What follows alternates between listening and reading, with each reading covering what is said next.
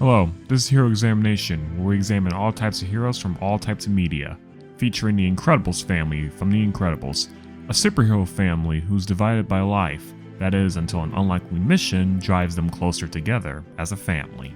So, let's take a look. Let's start with the parents, Bob and Helen Parr, or Mr. and Mrs. Incredible. During the glory days, Mr. Incredible was one of the most celebrated heroes, respected by almost everyone, and was even voted Hero of the Year. And for what we've seen in the movie, he does it because he just loves to help, as it's a natural instinct for him, even if he seems to be busy with something else. For example, he goes after a group of armed gunmen while on his way to his wedding. Not only that, he tries to get a cat out of a tree, which tells us that, to him, no problem is too small. That he ends up doing the two simultaneously. He then gets done with a lot more superheroing in a day, so much so that he ends up being late to his wedding, which indicates to us that at times he puts more focus on his hero life than his other life. Next, we have Elastigirl, who we don't see much of in the prologue, but from her delivery we can tell she's a lot more confident and cockier, thinking she's on top of her game. Like her first action as a superhero is just her taking out a criminal by punching him. She has more of a desire to prove herself and fit into the life she's in, which would be a key factor when she becomes a mother. Later on, supers became illegal because people thought they caused too many problems. 15 years later, and they seem to have switched opinions on what life they wanted. Bob, instead of wanting to settle down, longs for the glory days and misses the life of being a hero. Because of this, he often listens to police scanners and doing what he calls public service, which at times results in them blowing their cover, either because adjusting to civilian life is hard for him, or he's going through a midlife crisis. Then we have Helen, who seems to try her hardest to have a normal life with their kids, though sometimes she goes overboard with it. And their kids, Violet and Dashiell Parr, are being affected by her views, but I'll get into them later. Before we go any further, let's go over what shaped them into being heroes in the first place. Considering how many heroes they are mentioned in this movie, it's clear that this society once glorified heroes and their heroism. And in this world, it seems to be the only way they could use their gifts. So naturally, because of their powers and their skills, being a hero just seems like a normal choice for them. However, due to this, the idea that great power comes great responsibility becomes flimsy at best, which probably ended up making superheroes illegal in the first place. Now on to their skills. Mr. Incredible has super strength and field intelligence, often assessing the situation before acting, like when he found out how to destroy the Omni Droid by allowing it to hurt itself. It's clear that due to just his strength, he has to use a lot more of this to save the day. Elastigirl, however, is more of a brawler, often charging in without assessing the situation first, with the exception of being when she's sneaking around. She always trusts her first instincts, and sometimes they're right and sometimes they're wrong.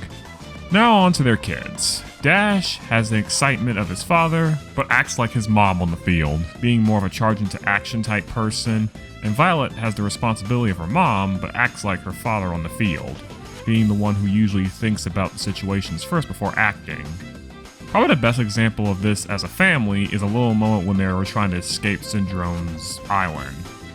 Helen's first reaction is to get to a jet, but Bob quickly says that getting a jet isn't fast enough, only for Dash to suggest a rocket, only for Violet to come up with the idea to redo the last launch. But more than that, let's look at their morals. Bob, at the start of the movie, seems to be a hero simply because he wants to help. Now, there's a common saying that he simply went back to hero work because of his midlife crisis, and while that's part of it, I think there's more to it than that, in my opinion. Being a hero is where he can use his super strength, skill, and good nature, as the place he must work in is, for lack of a better term, a corrupt insurance business, one that cares more about personal gain than helping people. All of this makes him willingly fall for, let's face it, a very obviously shady group of people, to a point where he doesn't even get suspicious when they somehow manage to slip in a message in his folder. This would come to bite him in the butt when he gets trapped by Syndrome and nearly loses his family in the process. We also see this in the sequel, where he basically has to become Mr. Mom, something he's not good at doing. He struggles to live life without needing to be a hero, and this affects his family and even a bit of his own life. Then we have Helen Parr, who in my humble opinion was a hero mostly because of the thrill of being one, seeing as mostly a fun little thing she did when she was younger. Not only that, but she also probably had a desire to fit in with society, so when superheroes became illegal, she was able to adapt to civilian life better.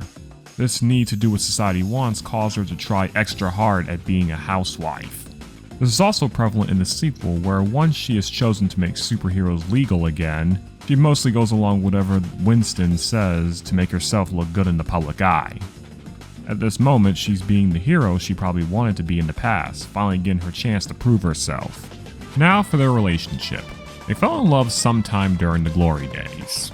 And from what we see in the movie, they also moved around a lot, possibly due to Bob's constant habits of breaking his cover. However, this doesn't upset Helen too much, but what does upset her is when their family is being affected by it, as we do see her call him out on ignoring his children. They grow out of this in the next movie, as their only argument is when she disagrees with him about superheroes. But that's about it, and even then that's quickly resolved. The problems that Bob runs into end up being his undoing.